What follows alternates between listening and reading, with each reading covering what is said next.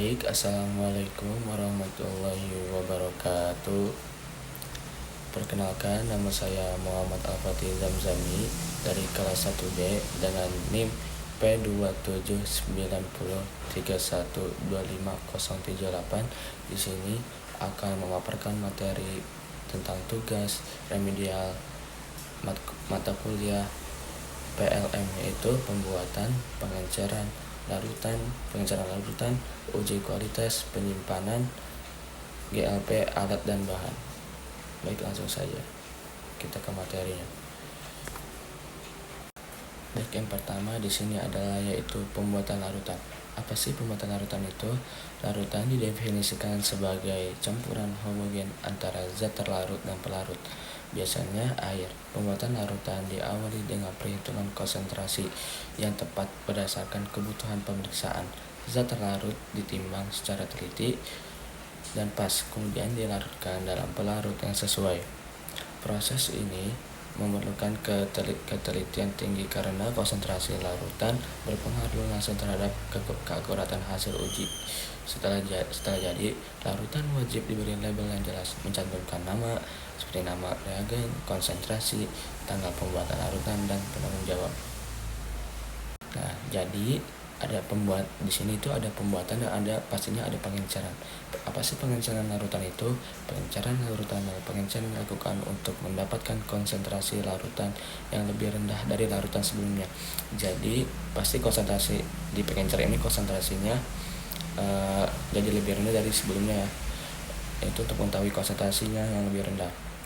Prinsip dasarnya adalah menjaga jumlah zat terlarut tetap sama sebelum dan setelah pengenceran. Nah, jadi di pengenceran larutan itu ada rumusnya, yaitu C2V2, di mana C adalah konsentrasi dan V adalah volumenya, yaitu penggunaan alat ukur yang tepat yaitu dalam pengenceran larutan dapat menggunakan alat ukur yang tepat seperti pipet, volumetrik, dan labu ukur. Sangat penting untuk memastikan pengenceran dilakukan secara akurat. Nah, jadi lanjut kepada uji kualitas larutan. Kualitas larutan harus selalu dipantau untuk memastikan keandalan hasil pemeriksaan. Beberapa aspek yang diuji meliputi akurasi, yaitu sejauh mana hasil mendekati nilai sebenarnya, presisi yang mengukur konsentrasi hasil pada pengulangan, serta stabilitas larutan terhadap waktu dan kondisi penyimpanan. Validasi metode juga dilakukan untuk memastikan bahwa seluruh prosedur telah sesuai dengan standar yang berlaku. Dan biasanya di uji kualitas larutan ini biasanya menggunakan metode yaitu titrasi, yang namanya titrasi. Jadi rumusnya itu sama seperti pengenceran tadi, yang C1 kali V1 sama dengan C2 kali V2. Baik, setelah uji kualitas larutan, lanjutnya kepada penyimpanan larutan. Penyimpanan larutan harus memperhatikan sifat kimia dan fisikanya. Bahan larutan korosif, mudah terbakar, beracun, atau rentan terhadap cahaya secara terpisah dalam wadah yang sesuai dan diberi label jelas. Suhu penyimpanan juga disesuaikan. Ada yang disimpan pada suhu kamar, suhu ruangan, didinginkan, atau bahkan dibekukan. Prinsip penyimpanan yang baik akan menjaga kualitas larutan dan memperpanjang masa simpannya. Nah, jadi penyimpanan larutan itu penting agar kita bisa mengetahui larutan itu agak berbahaya atau tidak, dan bisa mengetahui disimpan, bisa mengetahui dan bisa menjaga masa larutannya. Baik, kita lanjut kepada GLP. GLP adalah singkat kepanjangan dari Good Laboratory Practice. Good Laboratory Practice merupakan pedoman sistematis yang mengatur tata kelola laboratorium untuk menjamin mutu, keandalan, dan keamanan kerja. Cakupannya meliputi pengelolaan organisasi, fasilitas, dan ruang kerja, peralatan yang terkalibrasi, prosedur operasional yang standar, pengelolaan spesimen dan reagen, serta sistem pencatatan dan pelaporan. GLP juga menekankan pentingnya keselamatan kerja, pelatihan berkala, dan penanganan. Nah, jadi pencatatan dan pelaporan itu ada di GLP. Jadi GLP itu singkatnya seperti tentang siklus di dalam laboratorium agar bisa laboratorium ini berjalan dengan baik, dan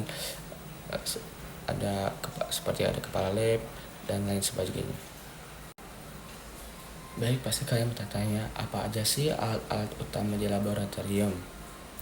Baik, berbagai alat digunakan untuk menunjang pemeriksaan laboratorium, seperti sentrifuge yaitu berfungsi memisahkan komponen darah, mikroskop untuk mengamati mikroorganisme, blood gas analyzer yaitu mengukur tekanan gas dan elektrolit dalam darah, hematologi analyzer menganalisis sel darah secara otomatis, serta alat-alat dasar seperti pipet, tabung reaksi, gelas kimia, tabung reaksi, dan lain sebagainya.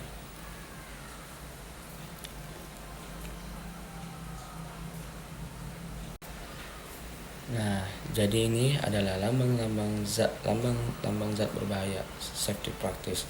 Tadi di sini ada contohnya, ada gambar api, yaitu artinya gambar api ini bahan sangat mudah terbakar atau meledak jika terkena panas atau percikan api. Contoh apa sih contoh zatnya, yaitu seperti aseton, etanol, dan hidrogen.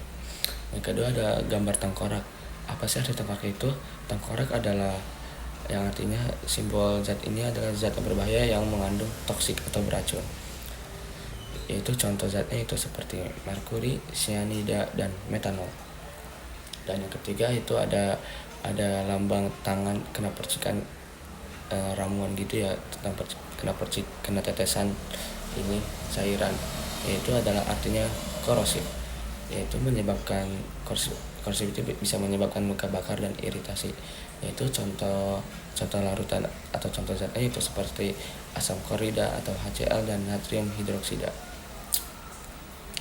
Yang keempat yaitu ada iritan atau lambangnya itu tanda seru ya. Contoh larutan atau zatnya itu seperti ethylene glycol atau diklomeretan.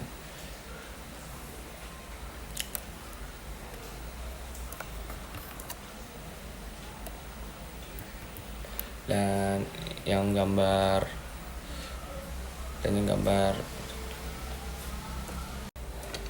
dan itu ada gambar yang ikan sama pohon itu artinya bisa berbahaya bagi lingkungan, yaitu berbahaya bagi ekosistem air dan lain sebagainya. Contohnya yaitu seperti teraklometer dan tributil dan lain sebagainya. Yaitu ada lanjut di sini ada gambar yang seperti meteor, yaitu oksidator, yaitu simbol lingkaran dengan api di atasnya, yaitu artinya dapat menyebabkan atau mempercepat kebakaran bahan lain. Contoh zatnya itu seperti kalium permagnat atau KMnO4, hidrogen dan hidrogen peroksida. Baik, sini ada keselamatan kerja dan simbol bahaya. Keselamatan kerja di laboratorium adalah prioritas mutlak. Setiap bahan kimia dilengkapi dengan simbol bahaya yang memberi informasi tentang sifatnya, seperti korosif, mudah terbakar, beracun, atau berbahaya bagi lingkungan. Penggunaan alat pelindung diri seperti jas laboratorium, sarung tangan, masker, dan kacamata pelindung wajib dilakukan untuk meminimalisir risiko kecelakaan dan paparan bahan berbahaya. Nah, jadi kalian kalau sedang di lab wajib memakai jas labnya agar supaya kalian terhindar dari bahan-bahan kimia yang berbahaya. Jadi penutup, itu pengelolaan larutan yang benar mulai dari tahap pembuatan hingga penyimpanan merupakan kompetensi dasar yang harus dikuasai oleh setiap tenaga laboratorium, diiringi dengan penerapan GLP atau Good Laboratory Practice dan penggunaan alat yang tepat. Diharapkan dapat terwujud laboratorium yang menghasilkan data akurat, andal, dan aman bagi semua pihak. Kesadaran dan keselamatan mutu kerja adalah kunci keberhasilan pelayanan laboratorium medik. Baik, sekian dari saya. Kurang dan lebihnya mohon maaf. Wassalamualaikum warahmatullahi wabarakatuh.